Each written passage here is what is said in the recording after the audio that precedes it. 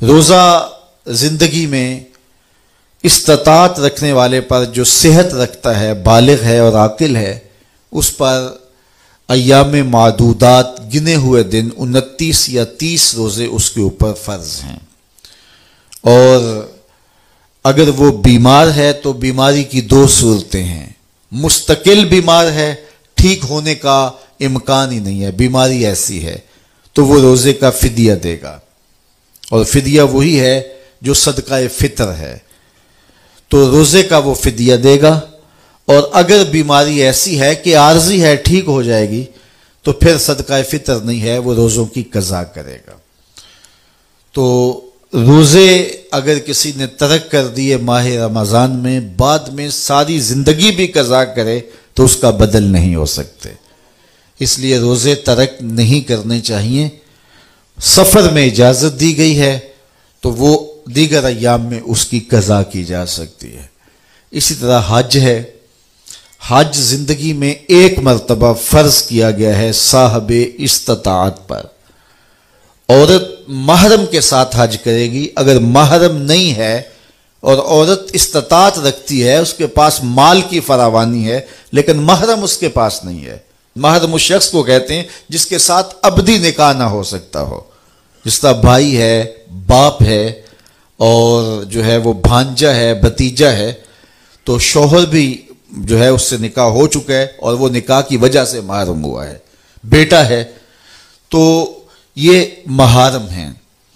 تو محرم کے بغیر اگر عورت حج کرے گی یا عمرے کے لیے جائے گی، جس طرح آج کل کسی اور کے ساتھ بھیج دیا جاتا ہے، تو یہ سفر معصیت ہے، گناہ کا سفر ہے۔ عورت کے لیے جائز نہیں ہے کہ وہ مرد کے بغیر اپنے شوہر، بھائی، بیٹے، بھانجے، بھتیجے یا باپ کے بغیر وہ 92 کلومیٹر 3 فرلانگ سے زیادہ کا سفر کرے۔ اگر کرے گی تو مجرم ہوگی، اسی لیے اس کو عمرے پر بھی جانے کی اجازت نہیں، حج پر بھی جانے کی اجازت نہیں صاحب استطاعت ہونے کے باوجود۔ تو پھر اس کو بازار جانے کی اجازت کیسے ہوگی؟ وہ اگر اتنے فاصلے پر ہے، اور اس کو پھر کسی دربار پہ جانے کی کس طرح اجازت ہوگی؟ اعلیٰ حضرت علیہ رحمہ سے سوال ہوا تو آپ نے ایک بزرگ کا حوالہ دے کے فرمایا کہ ان سے جب یہ پوچھا گیا تو وہ فرمانے لگے، تم یہ مجھے پوچھتے ہو کہ اس کا جانا جائز ہے یا نہیں، مجھ سے یہ پوچھو ان پہ لعنتیں کتنی برستی ہیں۔ تو اگر محرم نہیں ہے تو پھر عورت حج پہ بھی نہ جائے، عمرے پہ بھی نہ جائے۔ تو عورت کہتی ہے کہ میرا جی چاہتا ہے کہ میں روضہ رسول دیکھوں، میرا جی چاہتا ہے کہ میں کعبۃ اللہ کے نظارے کروں، اور میرے پاس محرم نہیں ہے اور آپ مجھے روک رہے ہیں۔ تو بی بی میں نے نہیں روکا، اللہ کے رسول نے روکا ہے۔ تو صبر کرے گی تو گنبد خضرا نہیں دیکھنے جائے گی، گنبد خضرا والا تیرے پہ راضی ہوگا۔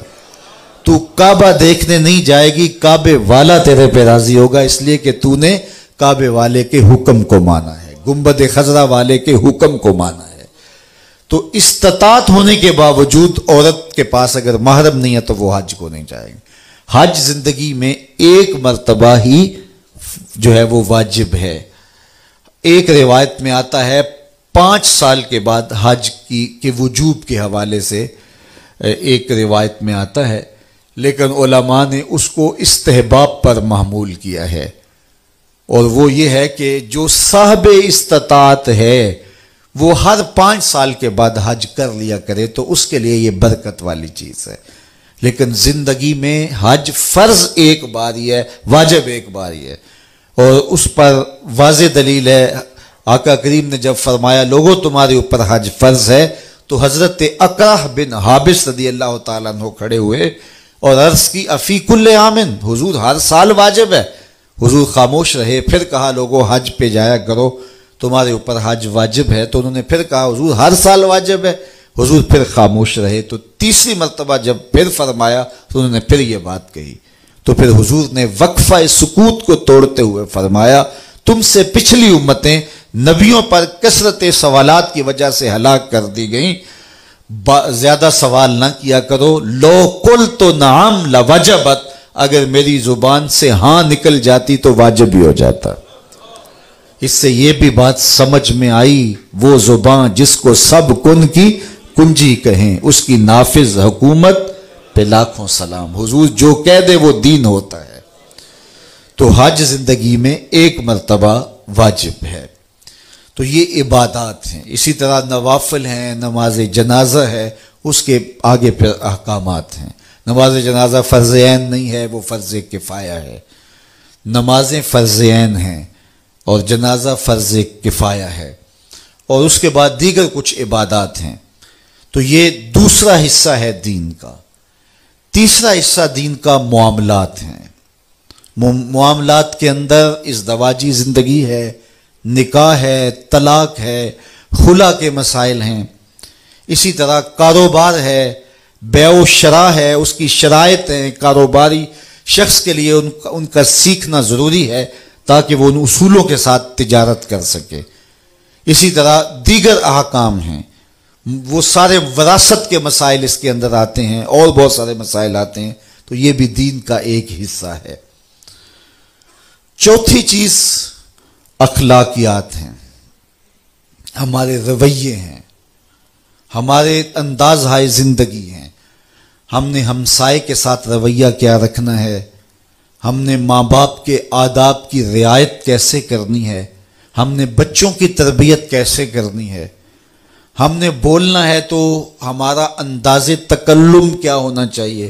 جھوٹ نہیں بولیں گے، چغلی نہیں کریں گے، غیبت نہیں کریں گے، کسی کا دل نہیں دکھائیں گے، اذیت نہیں پہنچائیں گے، کسی کے پرائیویٹ معاملات کے اندر دخل اندازی نہیں کریں گے.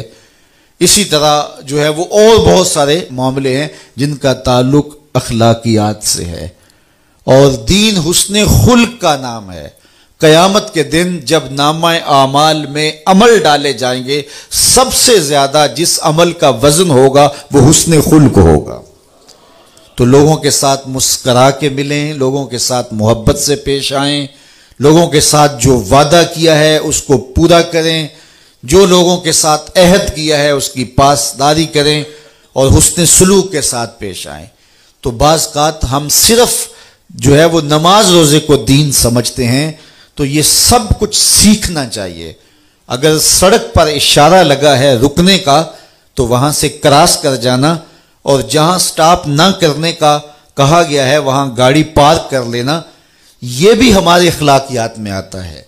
اگرچہ یہ انتظامی امور ہوتے ہیں اور یہ حکومت وقت نے یا مقامی جو ہے وہ لوکل گورنمنٹ نے بنائے ہوئے ہوتے ہیں، لیکن ہمارا دین ہمیں انہیں بھی فالو کرنے کی تلقین کرتا ہے.